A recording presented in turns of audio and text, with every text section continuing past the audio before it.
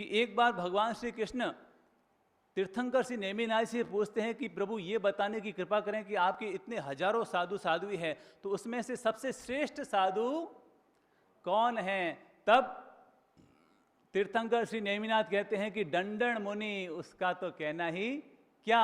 वैसे तो सभी महान हैं, श्रेष्ठ है, लेकिन दंडन ऋषि का तो कहना ही क्या। और जब कहते हैं कि वो दंडन मुनि का नाम सुनते हैं तो श्री कृष्ण जी का दिल और भर आता है, क्योंकि वो दंडन मुनि और कोई नहीं, उनके ही पुत्र हुआ करते हैं, उनके ही पुत्र थे दंडन मुनि। और कहते हैं कि उनके मन में आता है कि मैं अपने पुत्र संत की अनुमोदना करूं, और वो उसकी खोज में निकल जाते हैं। और जब वो वापस अपने राज्य की ओर आ रहे होते हैं कि तभी उन दंडन मुनि के दर्शन हो जाते हैं। वो अपने रथ से नीचे उतर के उनकी अनुमोदना करते हैं कि धन्य है मेरे जीवन, कितना बड़ा सौभाग्य है कि तू मेरा ही पुत्र है, और आज नेमिनाथ जी के मुख से तेरी प्रशंसा सुनने का मुझे अवसर मिला, तेरे जैसे पुत्र को पाकर मैं धन्य हो गया। और कहते हैं कि वो उनकी अनुमोदना करते हैं तो दूर एक सेठ जब वो ये दृश्य देखता है तो उसके मन में आता है, अरे दिखता है ये संत कोई विशेष है, दिखता है ये संत कोई विशेष है, हमारे राज्य के राजा भी उनकी अनुमोदना कर रहे हैं। और कहते हैं कि वो सेठ उनके पास आता है, उनको वंदन करता है और कहते हैं कि आप हमारे घर आहार लेने की कृपा करें, हमारे घर आहार लेने की कृपा करें। और वो मुनि उनके घर जाते हैं और वो उनको मोदक वहराते हैं, लड्डू वहराते हैं, और वो गोची लाकर के भगवान के पास आते हैं और भगवान को दिखाते हैं कि प्रभु आज मुझे ये आहार प्राप्त हुआ है। तब भगवान कहते हैं कि ये आपके लिए ग्राह्य आहार नहीं है।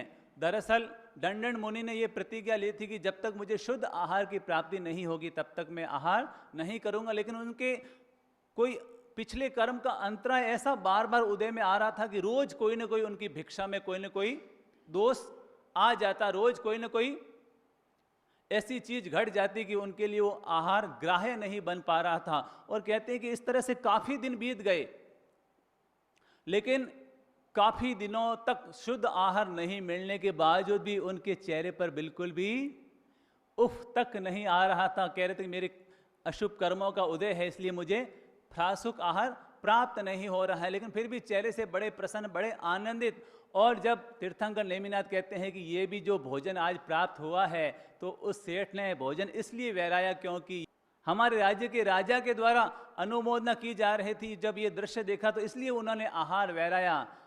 तो कहते हैं कि उनके मन में आता है कि अच्छा प्रभु ये भी ग्राह्य आहार नहीं है, तो वो उस आहार को वापस विसर्जित करने के लिए चले जाते हैं। लेकिन भीतर में बड़ी प्रसन्नता, भीतर में बड़ी आनंद दशा कि ये सब मेरे अशुभ कर्मों का उदय है, इसलिए मुझे शुद्ध आहार प्राप्त नहीं हुआ है। और कहते हैं कि वो जैसे ही आहार को विसर्जित करते हैं, लेकिन भीतर की इतनी उच्च भावना कि उस भावना में उनको आत्मज्ञान और परम ज्ञान प्राप्त हो जाता है। ये घटना हमें सिखाती है कि जीवन में विपरीत परिस्थितियां तो आती रहती है, जीवन में विपरीत परिस्थितियां तो आती रहती है, लेकिन विपरीत परिस्थिति में भी हमें अपने मन की स्थिति को आनंद और प्रमोद से भरे हुए रखना चाहिए। अगर हम उस विपरीत परिस्थिति में भी अपने मन को अनुकूल बना करके रखते हैं तो कहते हैं कि वो विपरीत परिस्थिति भी हमारे कर्म क्षय का कारण बन जाती है, हमारे आत्मा के उद्धार का आधार बन जाया करती है।